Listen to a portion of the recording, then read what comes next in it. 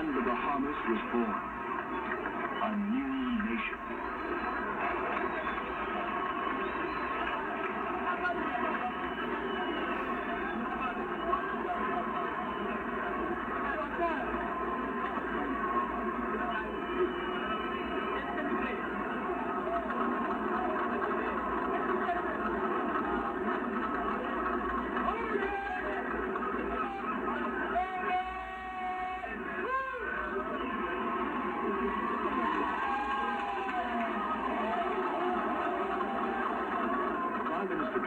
Accepted the congratulation of clergy members.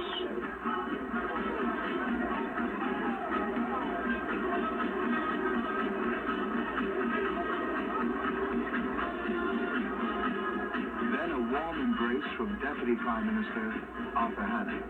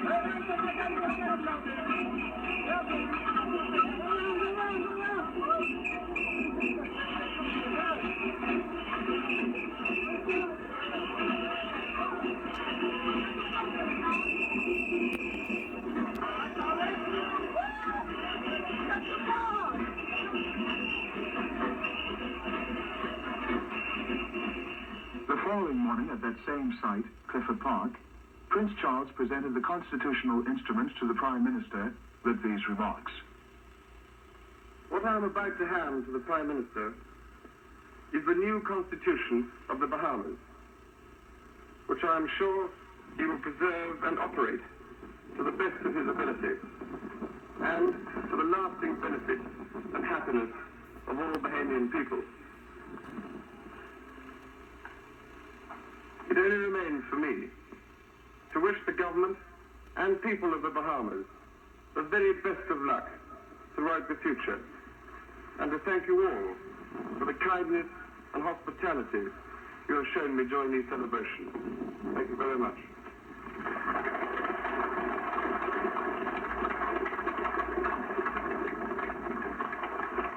Prime Minister, thank you.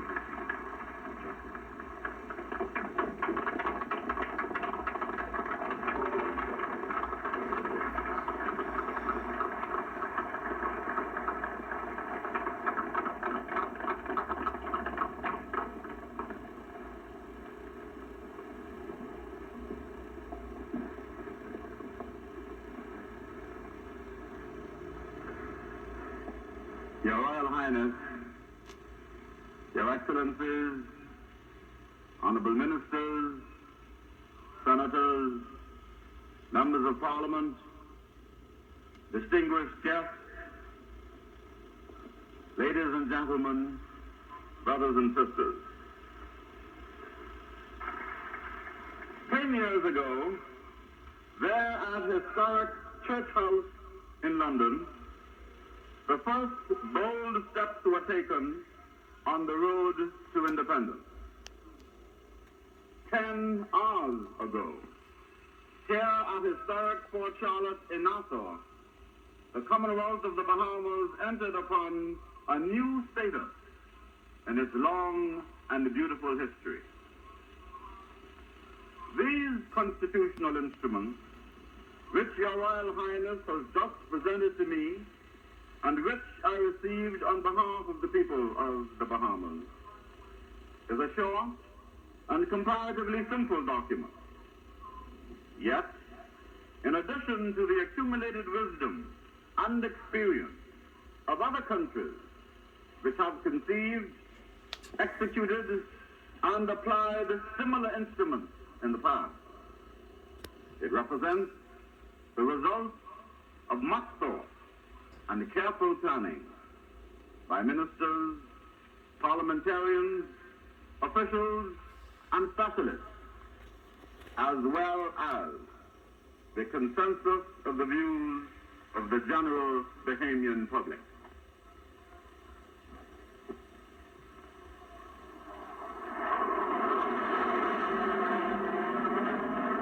Then the Blue Angels, flying team of the U.S. Navy, put on an air salute to the new Bahamian nation.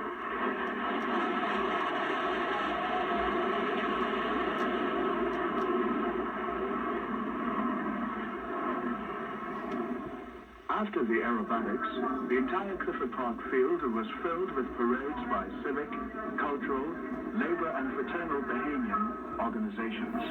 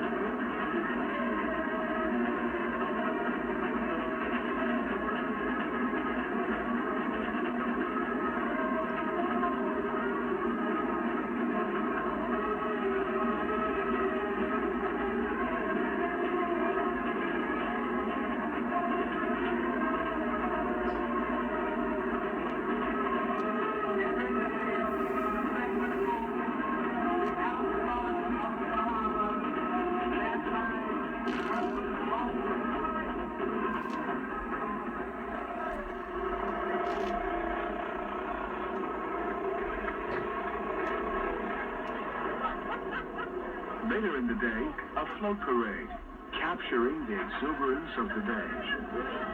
It started at Arawa Quay, went down Wolf Road, down Mackey Street, East Bay Street, and on back to Arawa Quay.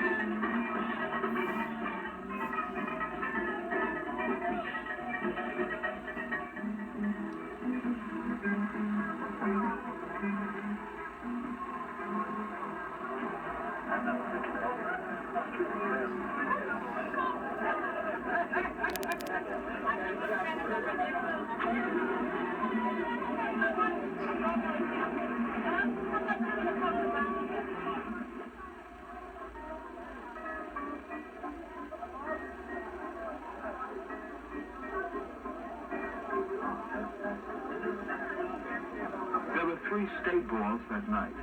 One at the Paradise Island Hotel, one at the Sonesta Beach, and one at the Nassau Beach Hotel. Over 2,500 people attended. The Prince of Wales and Prime Minister attended all 3.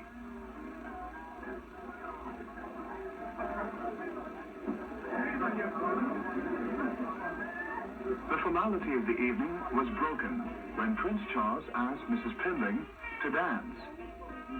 but first asked the orchestra not to play the traditional waltz, but something Bahamian. We rushing through the crowd, we rushing through the crowd. We're standing tall and proud. Standing tall and proud. Ain't nobody can take it from you.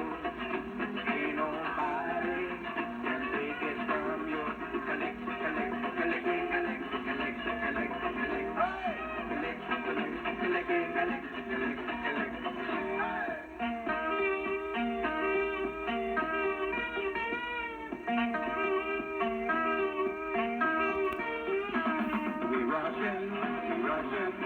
Rushing through the crowd.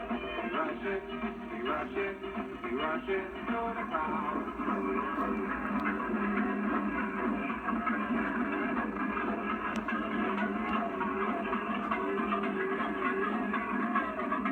The jubilant mood carried out over all the Bahamas that night. On Bay Street, the Junkanoo parade took over, lasting well into the next morning.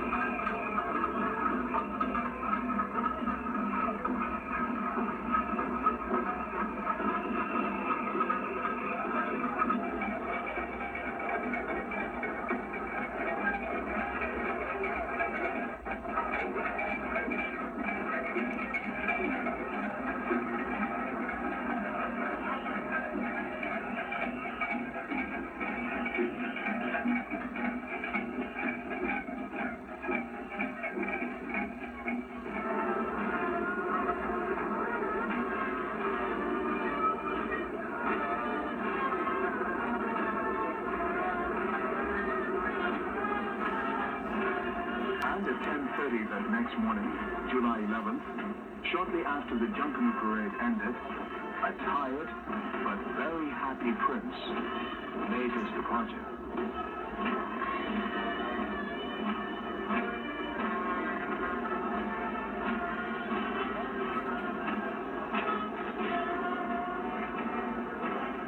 Thousands crowded Prince George Dock as Prime Minister and Mrs. Pimling, Governor-designate and Mrs. Milo Butler, Governor and Lady Paul, and members of the cabinet said goodbye.